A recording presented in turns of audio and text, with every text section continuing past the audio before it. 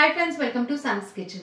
Friends, थंडीत ना असं बऱ्याच वेळा वाटतं की काहीतरी चटपटीत खावं, मस्त गरम गरम काहीतरी खावं, अशी बऱ्याच वेळा इच्छा होते। तर खास ना आजची रेसिपी त्यासाठीच आहे। तर आज आपण करणार आहोत एकदम वेगळ्या प्रकारची भजी। ती आहे फ्लावरची भजी।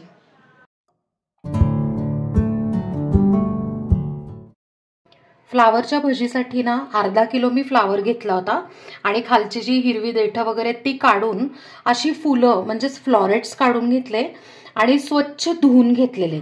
आता आपण काय करूयात की पाणी उकळायला ठेवून त्याच्यात ना ही थोडंसं शिजवून घेऊयात। आपण इकडे पाण्यात ना थोडंसं मीठ टाकून घेतलंय आणि आता त्याला बुडबुडे येत आहेत। आपण ना हा फ्लावर याच्यात टाकून घेऊया। आता हा फ्लावर जो आहे तो मस्तपैकी आहे ना उकळून घ्यायचा आहे आणि आपल्याला पूर्ण शिजवायचा नाहीये, गाळ अजिबात करायचा नाहीये, अगदी 60 ते 70% शिजवायचा आहे।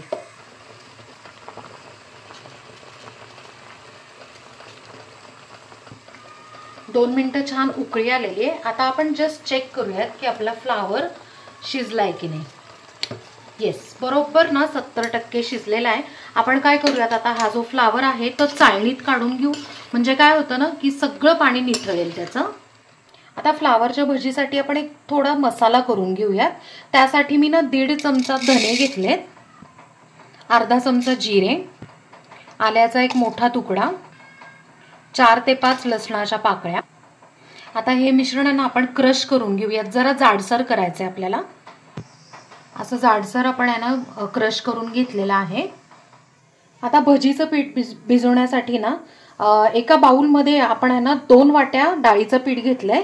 त्यात आता 2 ते 3 चमचे आपण आहे ना तांदूळाचं पीठ टाकून घेऊया, पाव चमचा हिंग, अर्धा ते 1 चमचा काश्मीरी लाल मिरची पावडर। हा ना इम्पॉर्टंट इन्ग्रेडियंट आहे, कारण ह्यानी काय होतं की जरा आपल्या भजीला कलर येईल।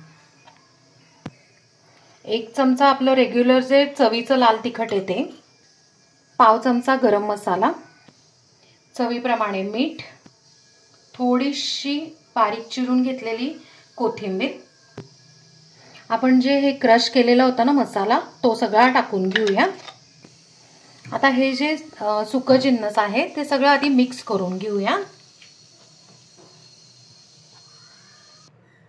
आता त्यात ना थोडं थोडं पाणी टाकून आहे ना थोडंसं असं घट्टसर आहे ना पीठ भिजवून घेऊया। भजीचं पीठ आहे ना असं मीडियम कन्सिस्टन्सीचं छानपैकी भिजवून घेतलेलं आहे। आता आपण काय करूयात, एक 10 ते 15 मिनिटं झाकून हे बाजूला ठेवूयात।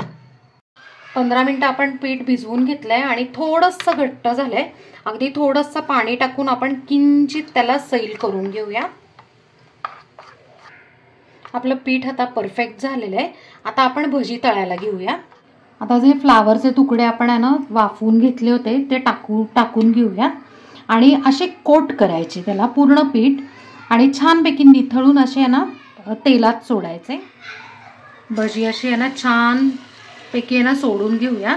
आपलं तेल इतकं मस्त तापलेलं आहे।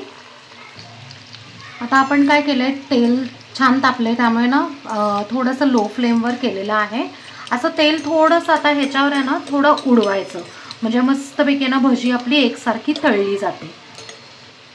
1 मिनिट छान तळून झालेला। आता आपण काय करूया की भजी उलटून घेऊया। भजी मस्तपैकी आपली तळली गेलेली आहे।